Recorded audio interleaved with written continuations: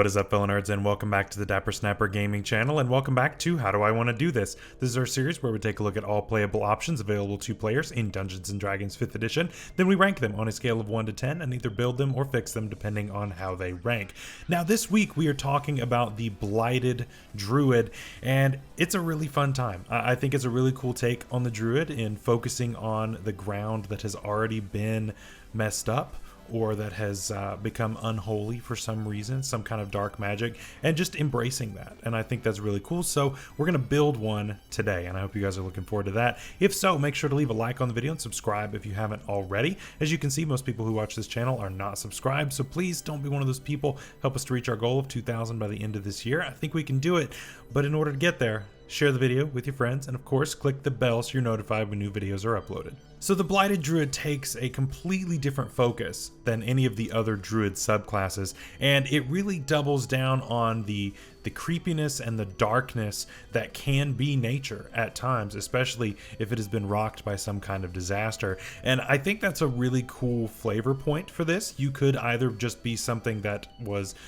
you could have been born in it and it's just kind of who you are. You could have been someone who was thrust into this by some kind of disaster, and now you're searching for a way to fix it, and these powers are just kind of a byproduct of what you were put through. I mean, there's a bunch of different ways that you can do a story with this, and I think that makes this a really versatile subclass. So you could be evil, you could be good, and your whole goal is to look for who did this to you. I think that's also a really compelling story.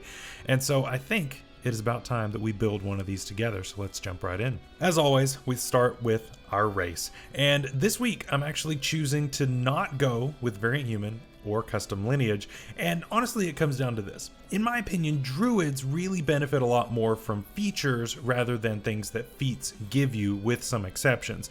The reason is, the druid spell list is really versatile as is. You have your healing, you have your control, you have your utility, you have your damage, you have all kinds of things already wrapped up in your kit. What you don't have is a lot of extra options while you're in wild shape. You can't cast spells while you're in wild shape, at least until very late level. So having other things that you can do while in wild shape is especially valuable. And so that's kind of the reason why we are going with a different race here today, and actually going with the Shatter Kai for this particular druid. I think the Shatter Kai actually gives us a lot of really valuable options here, and it actually allows us to teleport as a bonus action 30 feet.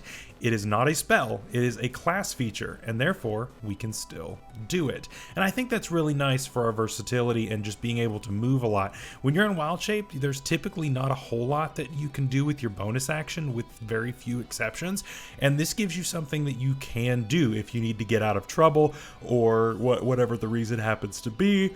And I think this is really nice. Having something like this can really help you out, especially if you're something like a wolf, right? And you get up in the face of somebody, or you accidentally get too close to somebody and they're threatening an opportunity attack. You need to get away. You'd rather dash. So now you can bonus action teleport away. That makes them forego the opportunity attack, and then you can dash as your action. That can really help you to put a lot of distance between attackers and yourself, and it allows you to put yourself in a lot better situations than you would have normally. And if there's a 30-foot chasm and you don't have the ability to fly yet, there you go. There's your freedom to just bop over there. I think that's really cool. And of course, there are so many other things that we get as a Shatter Kai. We get a +1 to 3 different stats, or +2 to one and +1 to another. We get Fey Ancestry. We get proficiency in perception. We get resistance to necrotic damage. We get to trance. We get a lot of really awesome stuff being a dark-ish elf. We're not a drow, but we're a Shatter Kai. We're special, and so I think that's really, really fun as well. So for stats, of course, we're using our modified standard array like we always do here on the channel. Of course, if you use something like point buy, if you use rolled stats, if you use regular standard array, or some other method, then your stats are probably going to look different than mine. So you just have to adapt. And my typical rule of thumb is, of course, whatever stats that I prioritize, those are probably the ones that you need to put your highest amount of investment into, and then the ones that I ignore, then probably don't worry about those. So that's kind of the rule of thumb.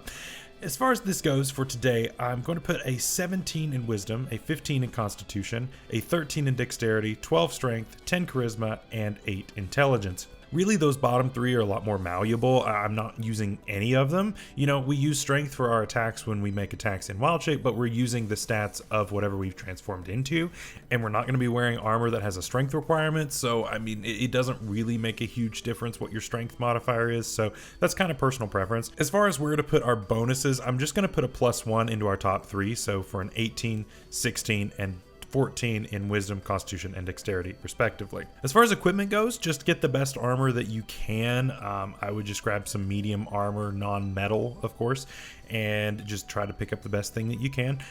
Grab a quarterstaff if you like, and then of course a druidic focus. We're going to definitely want one of those, and then that's pretty much all we need. We're pretty bare bones on this, and a lot of druids are really, I mean, druids don't really focus on weapon attacks.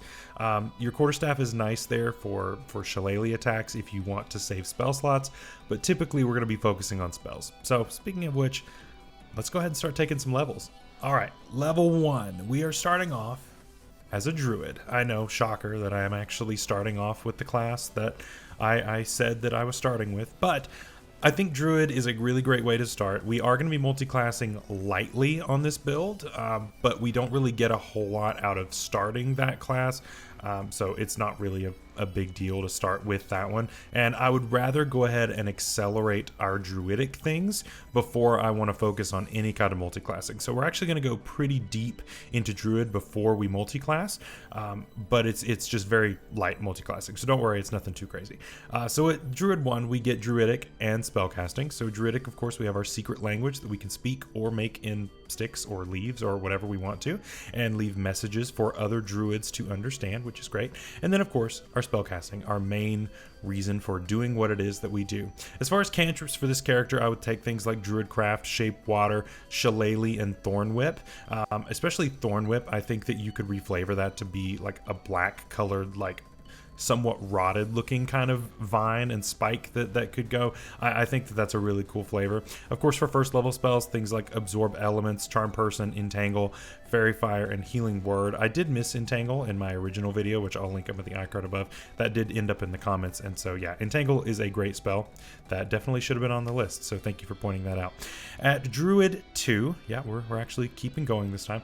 We get Wild Shape, and so of course we can transform into animals and the like, so this is great. We also get Defile Ground, so we can create some little patches of earth that is not so great for our opponents to be in. And we also get Blighted Shape, so we have a boosted AC when in Wild Shape, which is absolutely fantastic. We also get Wild Companion, which is definitely worth considering. Just having some kind of a familiar with you, if nothing else, to do the classic strat of fly by, take the help action, and get out. That's great when you're wild shaped. I mean, technically you won't need it if you're using pack tactics and you're a wolf, so you know, you could forgo that and save your other use of wild shape. So there's definitely a balance to be struck here, and I think that for now I think it's useful. But if you have someone who is also going to be frontlining with you, maybe it's worth saving your other use of wild shape. That's just my opinion. At Druid 3, we of course get second level spells, no features, but that's okay. We do get things like Bark Skin, and honestly, Bark Skin I think actually is much worse on this particular Druid than many others, because we get the AC bonuses from our Wild Shape, just because we do have our feature from earlier, the Blighted Shape. So I think that it's one that I would think twice about taking. Normally it's a no-brainer, but in this one, I don't think it's actually the best. Enlarge Reduce, that's a good one. Heat Metal, fantastic. Hold Person, Lesser Restoration, Moonbeam, Pass Without Trace, Spike Growth, and Wither and Bloom. I mean, you gotta take Wither and Bloom. It's the entire flavor of who we are, right? I think that that's an absolutely necessary one. At Druid 4, we of course get a Wild Shape improvement, so now we can swim and go up to a CR 1/2, which is pretty great. And then as far as our ASI or feat goes, I'm going to take a feat here, and I'm going to take Metamagic Adept. And I think this really helps us out when we take the Quickened spell. And this allows us to quicken some really important spells, especially things like Fairy Fire. So we could, in theory now, cast something like Fairy Fire as our bonus action, and then Wild Shape as our action. That keeps us from having to have 2 setup rounds, which can get really annoying because that's 1 extra chance for you to get hit and lose concentration. It just slows everything down, and then by the end of it, by the time you're ready on round 3, everything's already dead. So this takes a lot of that out of there. And I mean, there are great 1st and 2nd level spells that you'll have access to doing that with, and so anything on that list is really, really nice. But personally, I think Fairy Fire is great. I think Hold Person is another one, but I don't know that I would waste both of my sorcery points on that. Just me, but you better hope that they fail that save. At Druid 5, we get no features, but we do get 3rd level spells. Things like Erupting Earth, Plant Growth, and Revivify are all really good options. At Druid 6, we get Call of the Shadow Seeds, so now as a reaction, we can make little sapling beings to go and kill everybody, and I think that's really, really fun, honestly. At Druid 7, we get no features, but we do get 4th level spells, and things like Charm Monster, Dominate Beast, Fire Shield, Ice Storm, Polymorph, and Wall of Fire are all really, really great. Now at this point, it's kind of tough, and honestly, I wouldn't blame you if you wanted to multi-class here. I'm gonna go 1 more level in Druid just in order to get our final Wild Shape improvement, just so that we can fly and have that CR1. But I definitely would understand going after picking up things like Polymorph and Wall of Fire. I didn't want to slow down that progression at all because those spells are so good and they're going to be useful even through these next few levels, as we are technically delaying our Druid levels as far as that goes. But I mean, we're still going to be full casting, so we're not going to miss out on spell slots, so that's also really good. But here I'm going to go ahead and go Druid 8, and we get our final Wild Shape improvement here, so we can now go up to CR1 and we can fly. We also get a ASI or a feat, and I'm going to go ahead and just bump Wisdom and max that out at a 20. I think that that's more useful than anything else that I can possibly do at this moment, and honestly, I don't think I need a whole lot of other feats. I mean, this build is pretty light on feats, but I don't need a lot of them. There is one other that I really consider taking, but we'll talk about that at the honorable mentions at the very end. So at level 9, we finally figure out that maybe there's a shift going on inside of us where we need to find religion. We need to figure out what it is that we are looking for in life. How is it that we can solve whatever our problem is? And we're going to go with a couple levels in Cleric. And so we are going to go ahead at level 1, we get Spellcasting, and we get our subclass at level 1. And we are going to go with the Grave Domain. I think the Grave Domain is incredibly thematic for what it is that we're going for here. Of course, dealing with death and just the ground not being what it seems and that sort of thing. I think that's really, really fantastic. So with that, we get Circle of Mortality and we get Eyes of the Grave as well. If you have not checked out my Grave Domain video, that will be up in the icon above right there for you to check out, where I go into a lot of detail about what each of these features do. So there you go. But this is a really great subclass though, right? Grave Domain Clerics get so many useful features that and that are just so nice and really, really help us out whether in or out of Wild Shape, which is what's really the best. As far as our spells go for cantrips, I would take things like Guidance, Thaumaturgy, and Toll the Dead. As far as first level spells, Bless, Cure Wounds, Guiding Bolt, and Shield of Faith are all really, really nice options. So that Shield of Faith could stack while you are in your Wild Shape if you really wanted to go crazy. And then once you get your further help with Incarnation of Corruption, you could end up at a 20 AC with a Direwolf. That's pretty good, right? I mean, that's a +6 to AC. That's really nice. And I think that makes this really, really handy, and it makes it a lot easier for you to maintain your Wild Shape. So definitely an option to consider. At Cleric 2, we get our Channel Divinity, and Grave Domain Cleric's Channel Divinity is insane because it allows you to give vulnerability to the next hit of the target of your Channel Divinity, and that is just an insanely powerful thing to do. It is an action to use, but it's totally worth it, right? And then you can quicken something on top of that if you're not in Wild Shape. So I think that's really, really nice. Again, our quicken spell coming into play here while we set all this up. We do get this once per rest, but I mean, it's worth it. So you do this right before the Paladin or the Rogue goes, and then whatever gets hit just kind of dies. It's ridiculous. It's absolutely ridiculous. I love it. But then after that, I think we're done. I don't think we really need to go any further into Cleric. So back to Druid we go. For Druid 9, we get 5th level spells, Cone of Cold, Contagion with a big asterisk, Greater Restoration, and Tree Stride. Contagion is really good if you can get somebody to fail a bunch of saving throws. The likelihood of it happening is very low. But if you could do it, it would be really nice, because next level we get Foul Corruption, and this is where we can allow our summons to actually start to explode.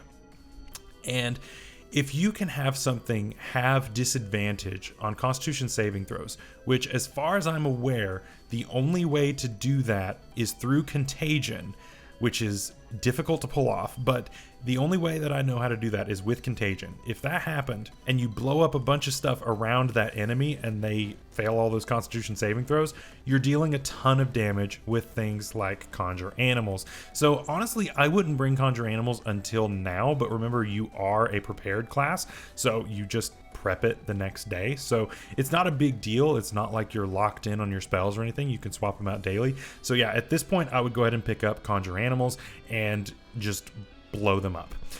In my opinion, things like the Deep Rothe and the Deep Rothe is kind of the best option for me, because it has the charge ability and it allows them to deal extra damage. And the damage is actually really nice for a CR 1/4 creature. So a bunch of those, they line up a little bit far away from the enemy, they make their attack on their turn, and then they blow up when you hit them with a fireball, or your friend would hit them with a fireball, or your archer could just shoot one of them and then they all explode in turn, and it can get kind of crazy. And your DM is going to hate having to roll so many Constitution saving throws, but honestly, it's going to be worth it. It's going to be fun. They're going to have to create a macro just to roll Constitution saving throws because of you, and you get to grin the entire time, and I love that. At Druid 11, we get things like Heal and Sunbeam. They're all right. Heal is nice, I will say. Sunbeam is okay. Druid 12, we do get an ASI or feat. I'm just going to bump Constitution because we want more hit points. And of course, we want a boost to our Constitution saving throws, which is great. At Druid 13, no features, but we do get 7th level spells. Draconic Transformation. You can be a dragon and a wolf at the same time. Why would you not? Right? I think that's great. Firestorm and Symbol are also really good options here. And at Druid 14, we get Incarnation of Corruption, and here's where our AC goes even higher. And that's fantastic. I think if we're going to boost our wild shape at all without completely changing what it is, I think this is a great way to do it. And it makes you creepy looking too, which is always great, right? All the flavor. I love it. At Druid 15, we get no features, but we do get 8th level spells, Animal Shapes, Feeble Mind, and Incendiary Cloud are all really nice options. At Druid 16, we get another ASI or feat. I'm just going to bump Constitution and max that out. At Druid 17, take all the 9th level spells. They're great. They're all good. And then Druid 18, we get Timeless Body. Who cares? But then we get Beast Spells, and everybody cares. So yeah, that is pretty much everything. Beast Spells allows us to now cast spells while we are wild shaped, as long as they don't have material components. And that is a lot of spells. The biggest one that comes to my mind is things like Healing Word. So you can be a dire wolf, somebody goes down, you don't have to get out of wild shape in order to Healing Word them back up. That's really good. That's really, really nice to be able to do that and not lose that versatility that you have. So I think that's absolutely fantastic. So that is our build for today. Let me know what you think down below. As far as our honorable mentions go, I have a few here. So number 1, as far as other classes, the Swarm Keeper Ranger was kind of high on my priority list for the extra damage in melee, and it made sense to be able to move your swarm around and to be able to possibly position your enemies back in your circle as they are trying to escape it, which I think is really funny. They're trying to run away from the evil ground that's following them around, and you just keep pushing them back into it. I think that's funny. I think that's great. So that could have been a really cool option. And of course, Fighter. A couple levels of Fighter could have been really nice. You could have taken things like the unarmed fighting style, and instead of doing your natural attacks, just do like a headbutt. That way you actually can use the fighting style, because technically those are not considered unarmed strikes. They're considered natural weapons, and so they don't count for the unarmed fighting style. So you would have to just headbutt everybody, which is boring, but I mean, it's worth it if it ups the damage die, right? So then as far as feats go, mobile. Mobile is an amazing way to boost your speed, even when you are in wild shape, and I think that's also super fantastic. I considered going with Eldritch Adept and actually taking things like Fiendish Vigor.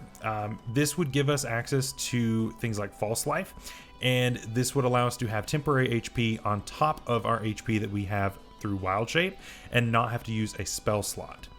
I think that's great.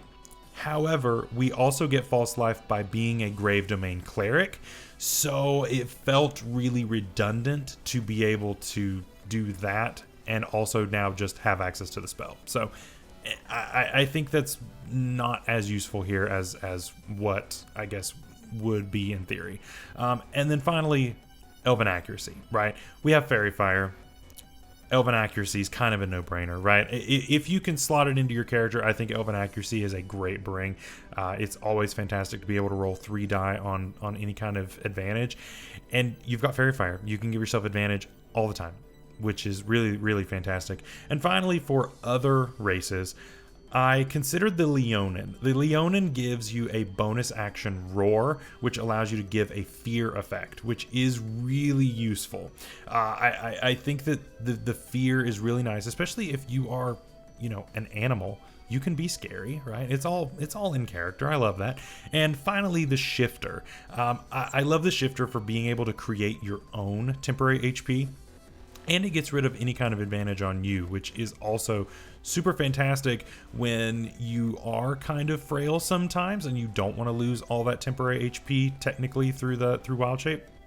This can help get rid of a lot of that, and so I really like the Shifter for this option. So that is all for today's video. I hope you guys enjoyed. Next week, we're going to be talking about the Circle of Dreams. So I hope you guys have a great week. Stay safe out there, stay healthy, and we'll see you later. Bye-bye.